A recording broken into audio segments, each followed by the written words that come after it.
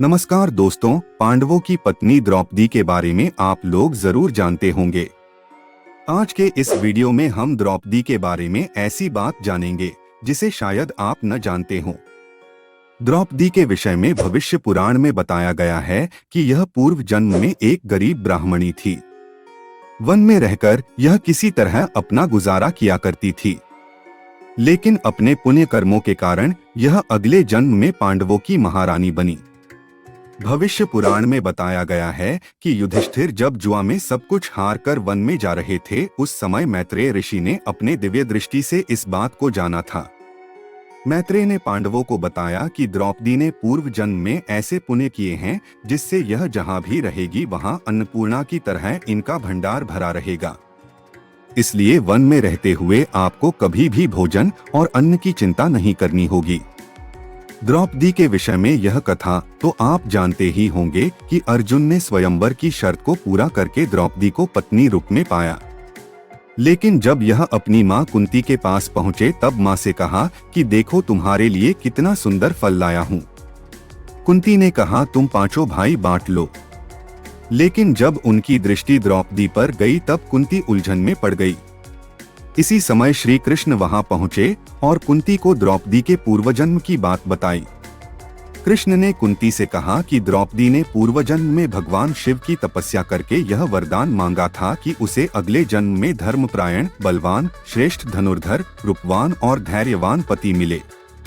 यह पांचों गुण एक व्यक्ति में होना संभव नहीं है, इसलिए शिव के वरदान के कारण द्रौपदी के 5 पति होंगे।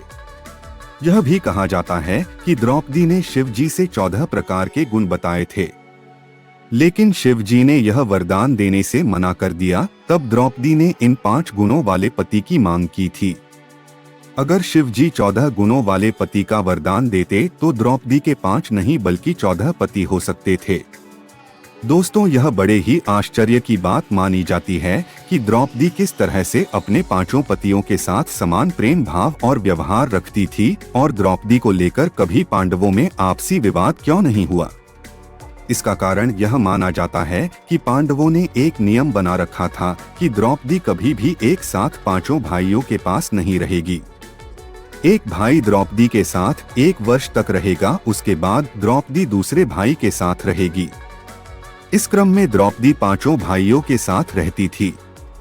इसमें एक नियम यह भी था कि जब एक भाई द्रौपदी के साथ रहेगा तब दूसरा भाई द्रौपदी के कक्ष में प्रवेश नहीं करेगा। जो इस नियम का उल्लंघन करेगा उसे 1 साल तक वन में रहना होगा। इस नियम के कारण द्रौपदी अपने सभी पतियों के साथ समान प्रेम भाव रख पाती थी और भाइयों के बीच विवाद नहीं होता था। एक बार युधिष्ठिर द्रौपदी के साथ उनके कक्ष में थे। कक्ष के बाहर उनका जूता रखा हुआ था, लेकिन दुर्भाग्य से एक कुत्ता उस जूते को लेकर भाग गया। उसी समय एक अपराधी का पीछा करते हुए अर्जुन द्रौपदी के कक्ष में प्रवेश कर गए। इस अपराध के कारण अर्जुन को 1 वर्ष के लिए वन में जाना पड़ा। द्रौपदी को जब पता चला कि यह सब एक कुत्ते के कारण हुआ है, तब द्रौपदी ने कुत्ते को श्राप दे दिया कि जब भी तुम्हारा प्रेम मिलन होगा तब सारी दुनिया तुम्हें निर्लज्जता पूर्वक प्रेम करते हुए देखेंगी। कहा जाता है कि जुए में जब युधिष्ठिर द्रौपदी को हार गए तब दुशासन द्रौपदी के बाल पकड़कर खींचते हुए उन्हें भरी सभा में लेकर आया। इस समय द्रौपदी ऋतुचक्र में थी। शास्त्रों के अनुसार ऋतुचक्र के दौरान स्त्री को सात्विक भाव से एक तपस्विनी की भांति रहना चाहिए। इसलिए द्रौपदी ने उन दिनों बनाव श्रृंगार नहीं किया था और अपने बाल खुले रखे थे। उस अवस्था में भरी सभा में बालों से खींचकर लाए जाने के कारण द्रौपदी ने यह प्रण लिया कि अब यह बाल तब तक खुले रहेंगे जब तक कि दुशासन की छाती का लहू इन्हें नहीं मिल जाता।